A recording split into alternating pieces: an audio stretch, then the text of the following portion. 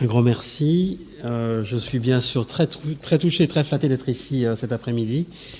D'ici une vingtaine de minutes, on n'aura pas la réponse. Je vous dis, c'est la question, mais nous n'aurons pas la réponse. Mais c'est vrai que le fait de parler de la maladie de Parkinson sur le versant digestif peut sembler un tout petit peu surprenant, puisque normalement, comme vous le savez, c'est une maladie qui est caractérisée essentiellement par des problèmes de mouvement, avec une lenteur globale, une augmentation du tonus, éventuellement un tremblement, et puis une difficulté à faire les gestes alternatifs rapides.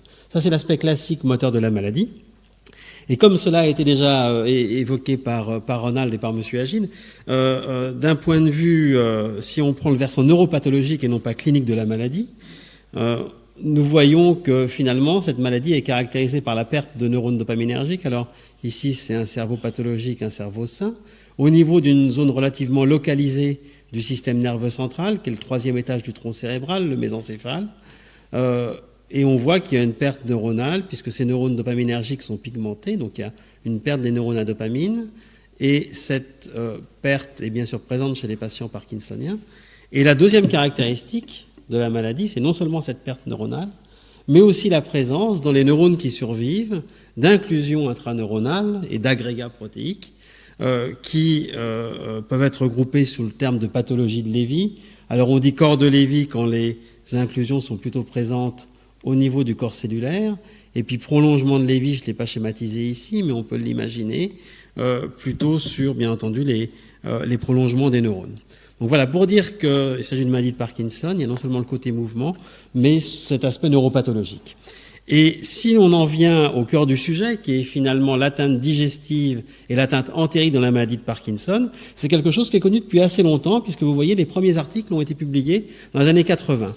Et ces premiers articles ont finalement insisté sur le fait qu'il était possible de trouver des corps et des prolongements de Lévy dans le tube digestif. Alors quand on dit dans le tube digestif, il faut peut-être être un peu plus précis, c'est dans le système nerveux entérique. Alors le système nerveux entérique, c'est un réseau de neurones, un maillage qui est présent dans le tube digestif et qui est organisé de façon un peu particulière. En fait, il est organisé un tout petit peu comme de la crépine autour des paupiètes, quoi. En tout cas, sauf que c'est à l'intérieur. Enfin, voilà, c'est comme un filet. Enfin, de façon, oui, un tout petit peu. Bon, mais ça représente bien ça à la dissection. Donc finalement, vous avez un réseau neuronal à l'intérieur des couches musculaires du tube digestif et de l'épithélium.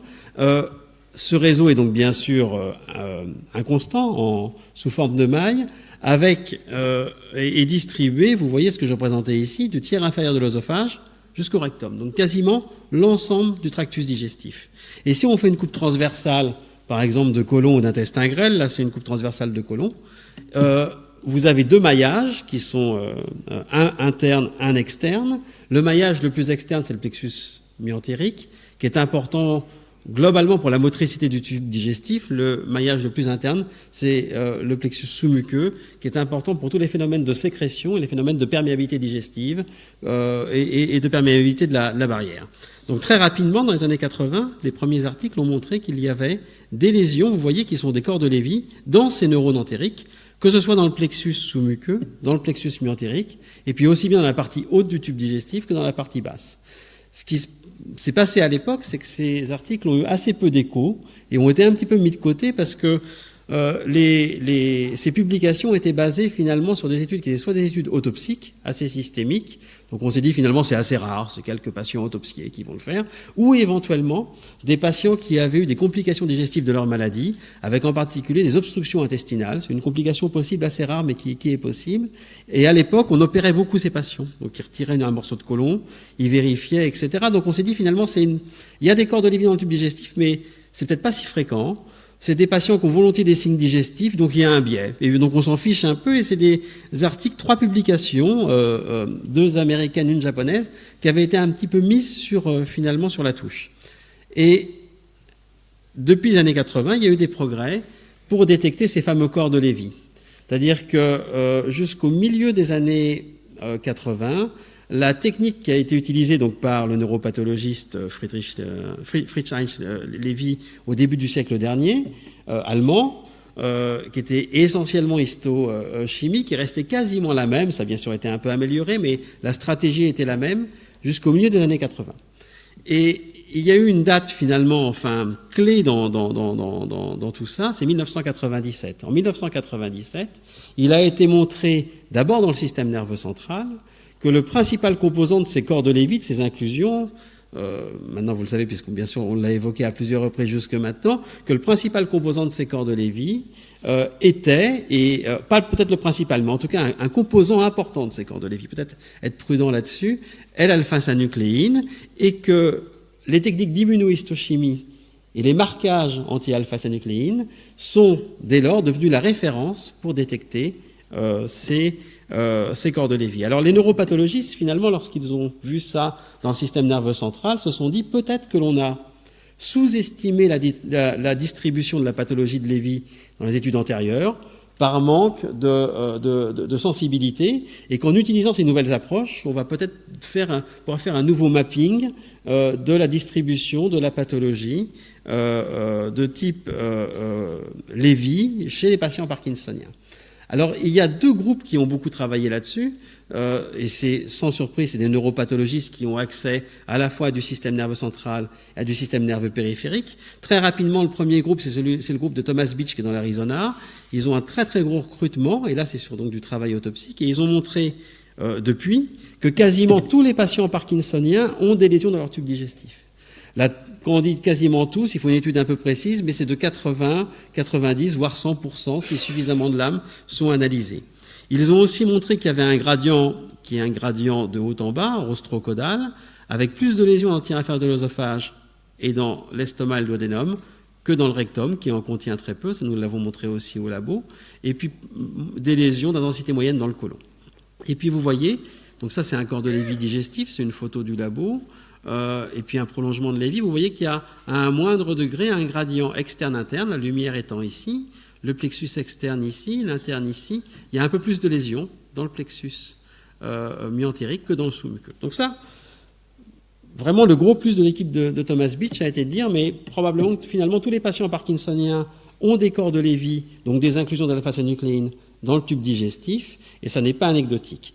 Et puis vous savez très bien qu'il y a un deuxième neuropathologiste qui s'est intéressé au tube digestif dans la maladie de Parkinson. Celui-ci est allemand, c'est Heiko Brack. Et en fait, ce qu'a montré essentiellement M. Brack, c'est que il s'est intéressé un peu au tube digestif en tant que tel, au système nerveux entérique, mais peut-être pas tant que ça finalement. Et c'est surtout intéressé finalement au contrôle du tube digestif. Notre tube digestif, certes, est en partie autonome d'un point de vue neuronal, mais il est contrôlé par notre système nerveux central.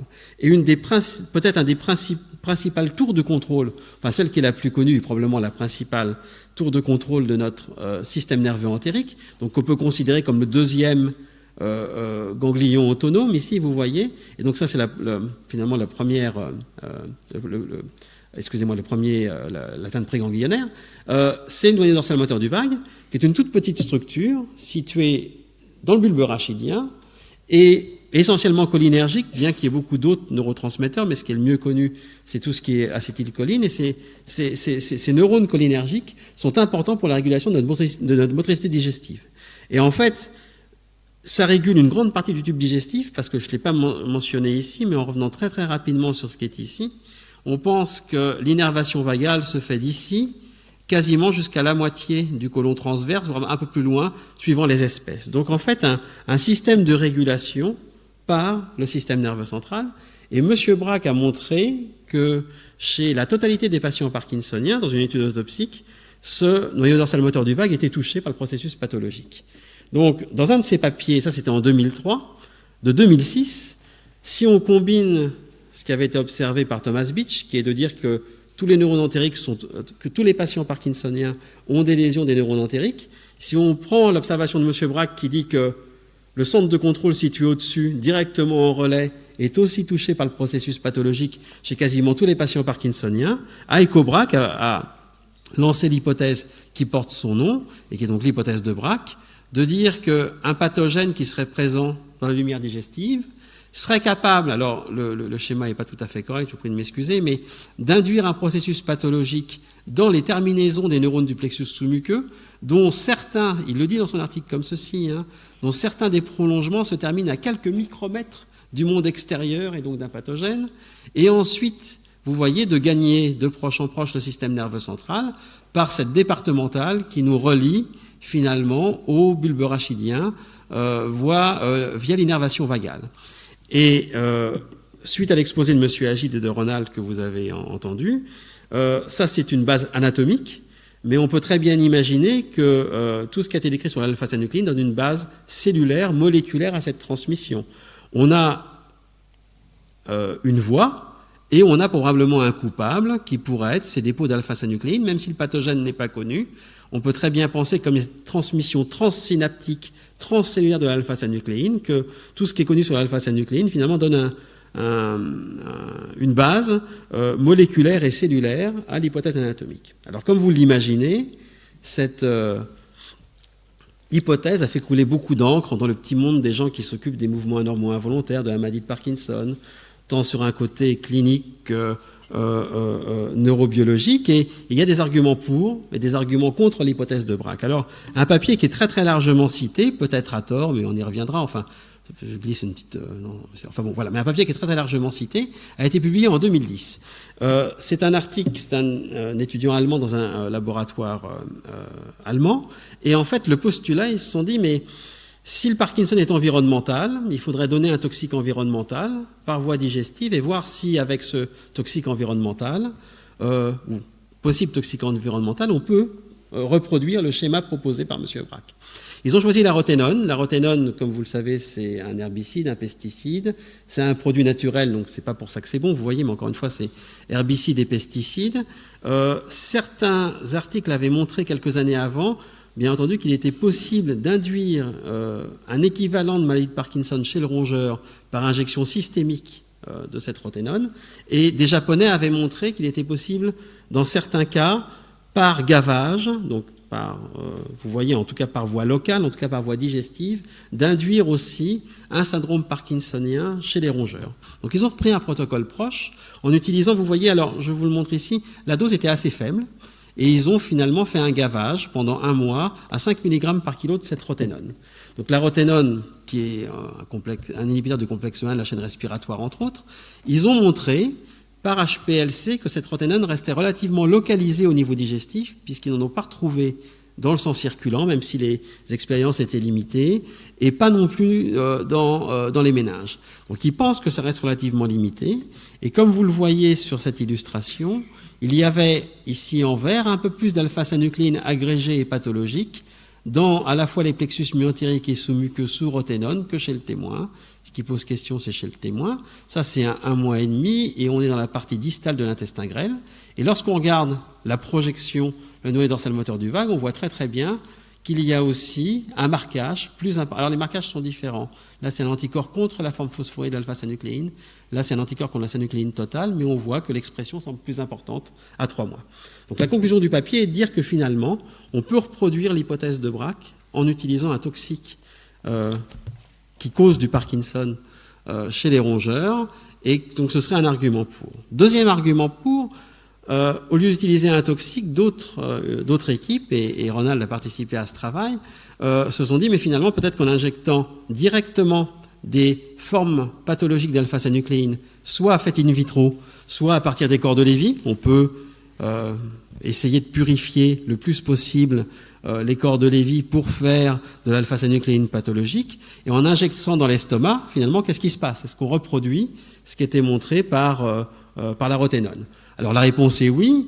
Je vous montre ces résultats très très rapidement. En contrôle, il y avait bien sûr de la bovine sérum albumine qui, vous voyez, lorsqu'elle est injectée, reste, stagne dans l'intestin, et c'est dans l'estomac, dans la paroi ventrale de l'intestin, et vous voyez que aussi bien l'ELISA de corps de Lévy que les fibrilles produites par Ronald, si je ne dis pas de bêtises, au niveau gastrique, progressent régulièrement pour atteindre le dorsal moteur du vague, et très rapidement dans un délai de moins d'1 semaine et à la même célérité.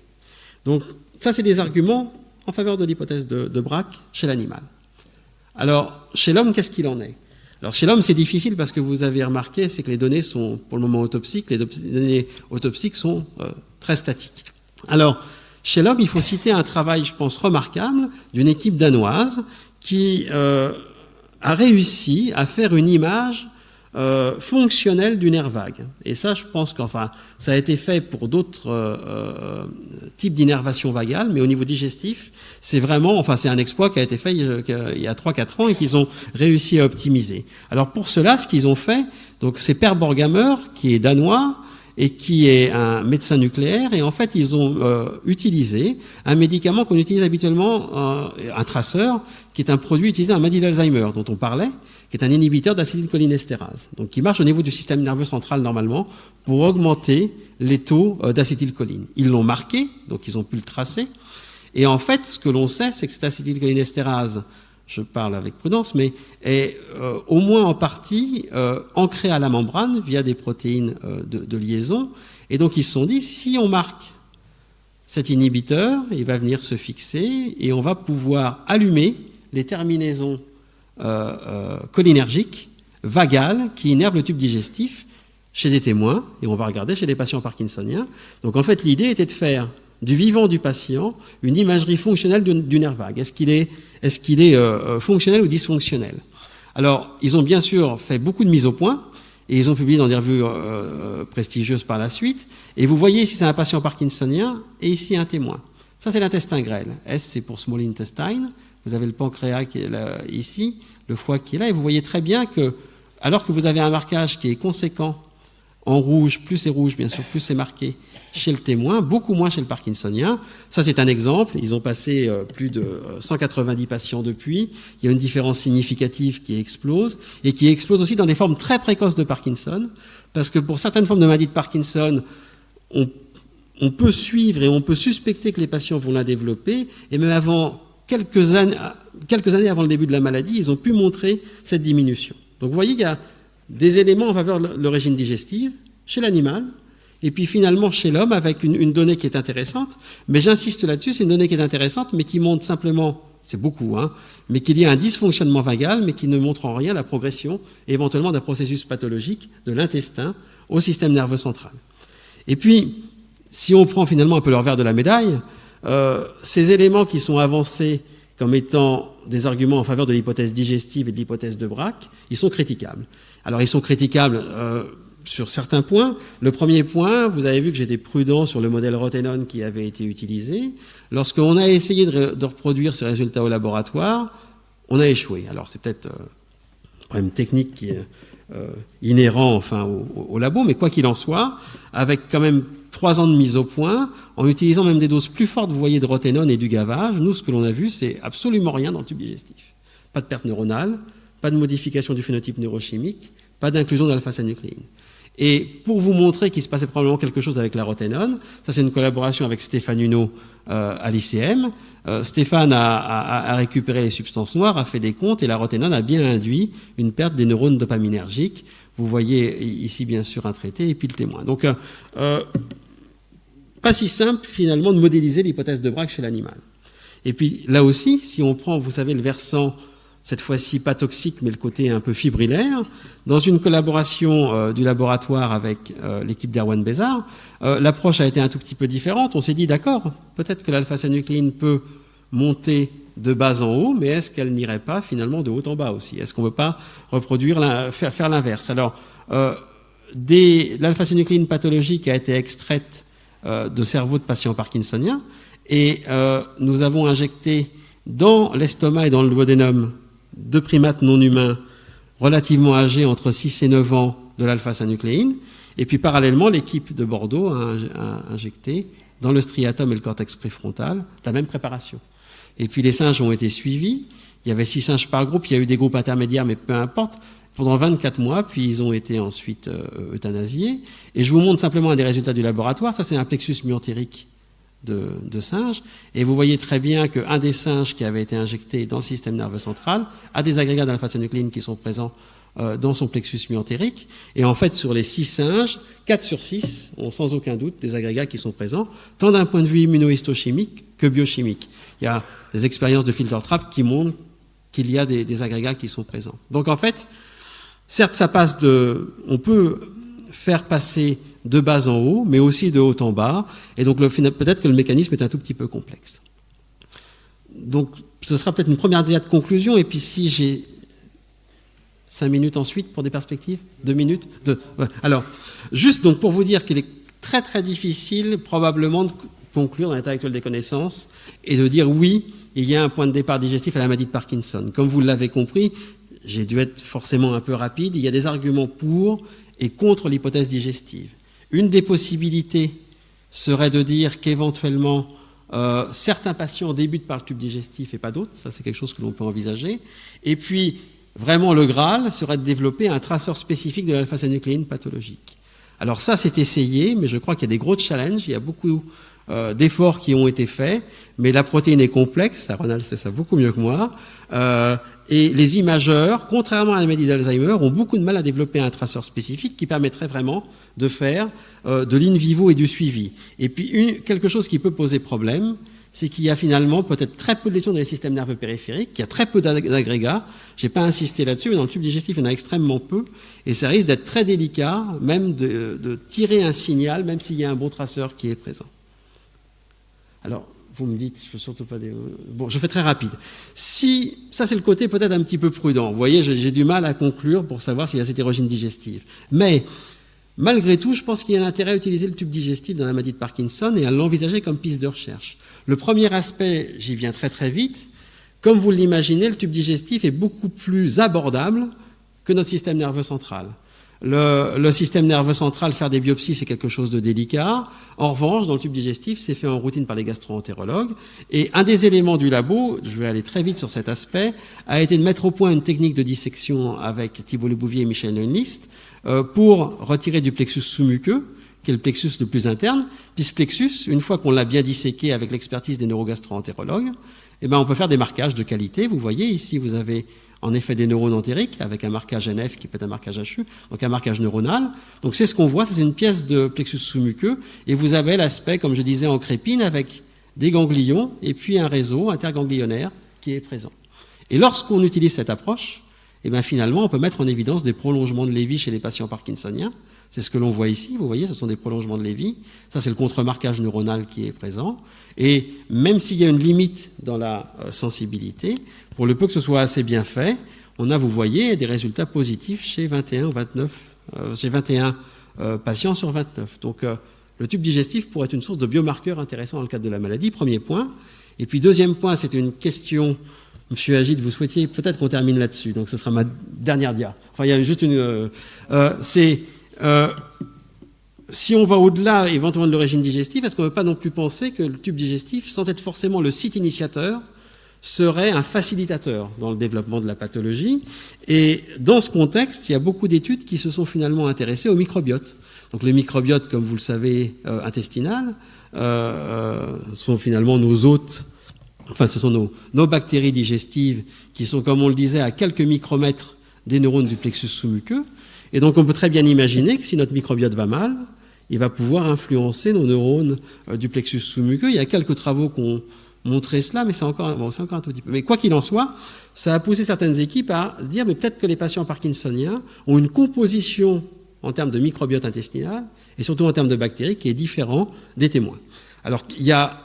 Je vous prie de m'excuser, il y a une faute de frappe, c'est 13 études, peu importe. Elles sont relativement hétérogènes, comme vous l'imaginez, mais il y a quand même des patterns communs qui ont pu être ressortis. Et dans au moins 6 études, il y a certains sous-types de bactéries qui sont augmentés et d'autres diminués de façon reproductible. Et comme vous l'imaginez, le fait d'avoir un peu plus d'Akkermansia donne un profil pro-inflammatoire au tube digestif, tout comme le fait d'avoir un peu moins de Prévotella. Alors, ça a poussé une équipe américaine à se dire, bon, si finalement le microbiote a peut-être pas un rôle initiateur mais facilitateur, si on prend du microbiote de patients parkinsoniens, peut-être que l'on va augmenter, influencer le développement de la maladie dans des modèles de souris transgéniques. Alors, ils ont utilisé un modèle de souris transgénique qui développe généralement au bout de quelques mois une atteinte motrice et des lésions neuropathologiques qui sont relativement proches de la maladie de Parkinson, tant d'un point de vue moteur, comme je le disais, que d'un point de vue neuropathologique.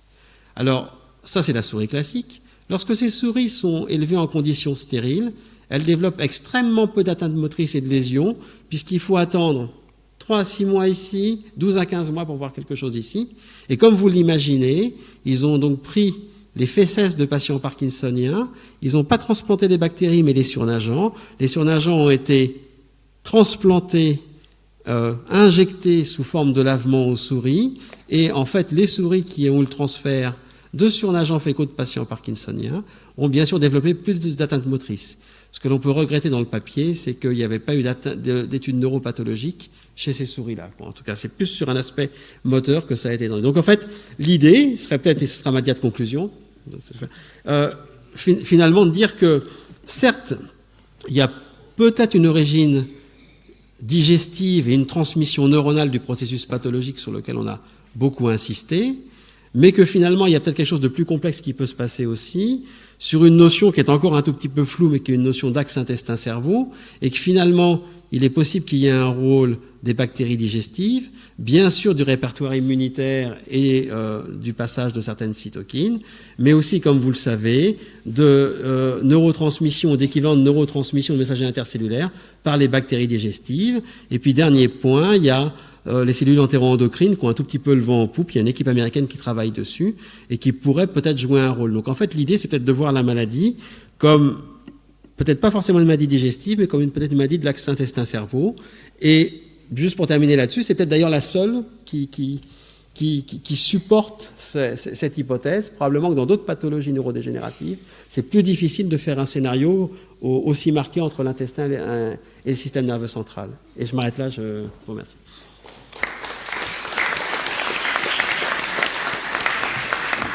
Merci d'avoir ouvert ces perspectives. Il nous reste un petit peu de temps pour des questions et peut-être une conclusion. Il y avait Jean-François Bach et Danchin ensuite. Oui, je voulais poser une question sur la fin de votre exposé. Bon, j'étais très intéressé par tous vos arguments pour la possible origine digestive de la maladie de Parkinson. J'étais quand même un peu plus circonspect sur la partie microbiote parce que, bon, vous l'avez décrit très rapidement. Néanmoins, il faut quand même savoir, vous le savez bien sûr, que des modifications de la composition du microbiote intestinal sont observées dans de très nombreuses maladies sans qu'on ait vraiment d'arguments pour une relation de cause à effet. Il y a même des arguments dans certaines maladies qui indiquent que la dysbiose, si on peut l'appeler ainsi, est secondaire à l'inflammation à la maladie et non pas à l'origine. Quant au modèle transgénique de ces maladies neurodégénératives, je connais mal la maladie de Parkinson, je connais un peu mieux Alzheimer pour avoir participé à certains conseils scientifiques sur cette maladie. Bon, ils sont quand même assez loin de la maladie humaine et les données de transfert de microbiote sont quand même, doivent être examinées avec extrême précaution parce que ce sont des choses compliquées et dont l'analyse n'est pas toujours aussi simple qu'elle pourrait le paraître en première intention. Donc je voulais vous demander quel était votre degré de croyance dans ces résultats. Alors, en partie limité. Alors, les éléments qui me feraient dire que finalement, c'est peut-être qu'il se passe quelque chose, c'est que, comme vous le savez, il y a maintenant de l'analyse de microbiote dans beaucoup de pathologies neurodégénératives, et dans certaines, finalement, on se rend compte qu'il n'y a pas grand-chose qui sort, quoi, en tout cas. C'est-à-dire que si on prend la maladie d'Alzheimer, où il y a beaucoup de revues de la littérature, M. Bach, comme vous le savez, sur le sujet, il y a très peu de données expérimentales. Alors c'est peut-être un peu naïf de mon point de vue, mais j'imagine que si ça n'a pas été publié, c'est que c'est en partie négatif. Si on prend la sclérose latérale amyotrophique, beaucoup de données négatives aussi, une étude positive, mais pas grand-chose qui sort. Si on prend d'autres pathologies aussi, c'est un petit peu décevant. Alors je suis tout à fait d'accord, bien entendu, et je partage votre prudence sur les données microbiotes, mais on a l'impression que dans le Parkinson, même si toutes les études sont très hétérogènes et ont leurs limites, qu'elles montrent toute une différence entre témoins et patients. Alors un des éléments qui peut être difficile, c'est bien sûr le traitement de ces patients. Comme vous le savez, ils prennent un traitement lourd, dopaminergique, qui permet généralement de corriger les symptômes, au moins en partie pendant un moment. Ce qui est intéressant, c'est que dans des phases très très précoces de la maladie, et chez des gens qui n'ont pas de troubles de la motricité digestive, c'est une équipe luxembourgeoise et allemande qui a montré ça, le microbiote était quand même perturbé, avec finalement les mêmes résultats sur un contexte pro-inflammatoire. Donc ça, c'est le côté positif. Et puis le côté prudent, c'est ce que vous avez, c'est les points que vous avez soulignés finalement sur le côté hétérogène, l'analyse bioinformatique qui est très difficile et qui est délicate et qui est dure à comprendre pour lorsqu'on ne maîtrise pas le sujet, l'interprétation des résultats qui est faite par différentes équipes. Donc il y a du plus et du moins. Mais vous voyez, si on doit retenir le plus, je dirais la spécificité du Parkinson par rapport aux autres maladies neurodégénératives et des résultats globalement concordants, même chez des patients très précoces sans traitement. Je suis ici. Je voudrais vous proposer un scénario qui unirait les deux exposés qui viennent. Qui ferait du bien à tout le monde. Ouais. Voilà. L'idée est la suivante à propos des maladies de type TSE, donc d'encéphalite spongiforme. Beaucoup de gens ont remarqué quelque chose qui est très particulier, c'est que dans ces maladies, donc les maladies à prions, il y a un certain nombre de cas où les cas sont strictement sporadiques, et d'autres cas, c'est le cas de la vache folle en Angleterre, où tout d'un coup on a une épidémie qui monte et qui disparaît.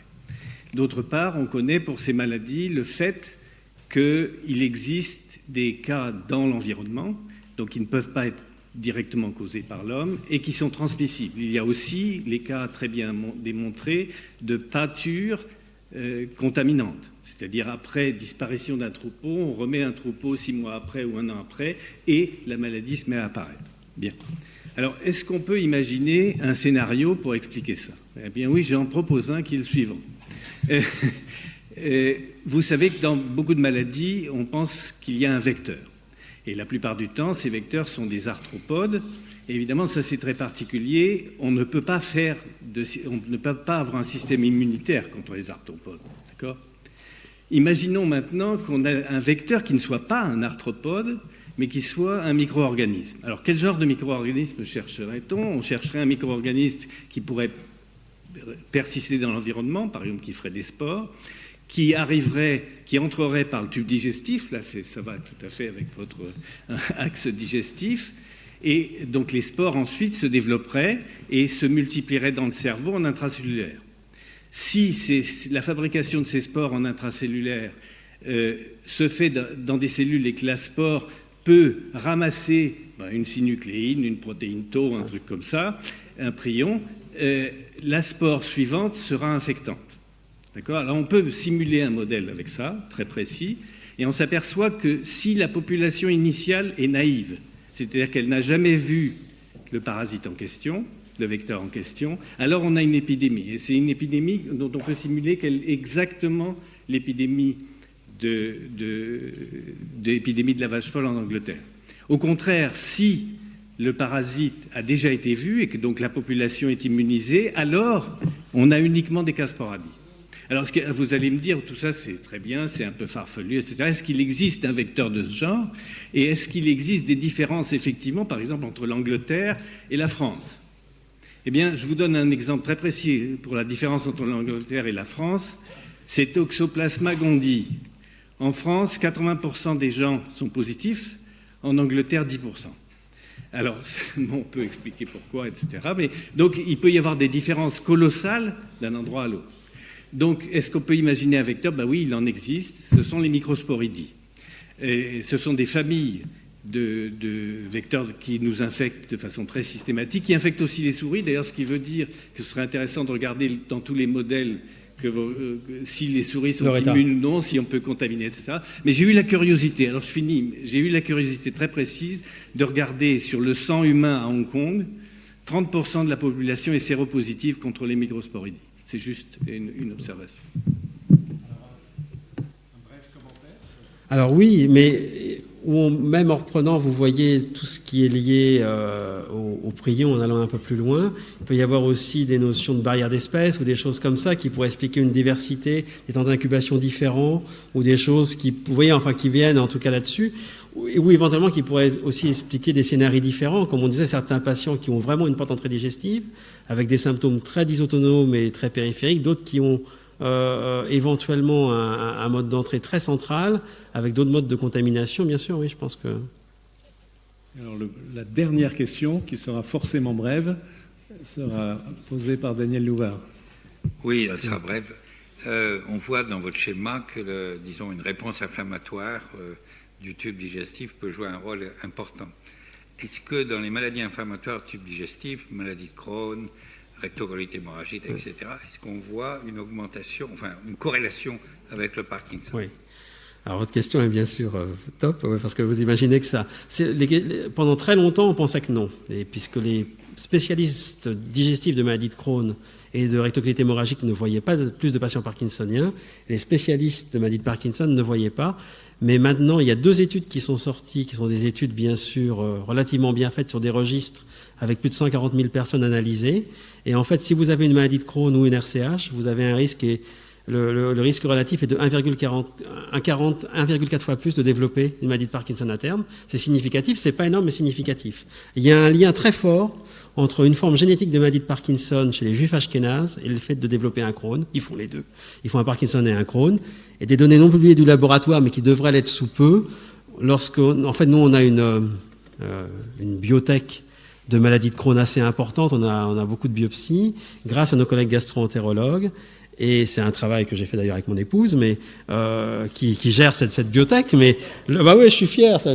Et en fait, on a remarqué qu'il y a plus d'alpha-synucléine chez les Crohn que chez les témoins, et pas chez les RCH, qui voudrait dire qu'il y a aussi une différence. Alors ça, c'est bien sûr sur le côté immunité entre ces 2 pathologies, mais ça explose pour l'alpha-synucléine, alors qu'ils ont plutôt un peu moins de neurones, alors que les RCH restent les mêmes. Donc c'est un sujet qui avait été complètement mis de côté dans les années 90, parce que les premières études n'avaient rien montré, et ça revient à la mode. Et puis, dernier point, vous l'aviez évoqué, il y a un papier récent qui a montré que le fait d'avoir une inflammation de l'appendice serait un facteur de risque à terme pour donc d'avoir une appendicectomie. Si on est appendicectomisé, c'est mieux. Si on garde son appendice, c'est pas forcément bien. On augmente son risque de 1,22 de développer la maladie. C'est significatif, pas dans toutes les séries, mais dans certaines. Et pour les maladies cœliaques? J'ai pas la réponse, c'est peut-être par méconnaissance, mais je crois pas. Mais je sais, c'est peut-être par méconnaissance, je sais pas, oui.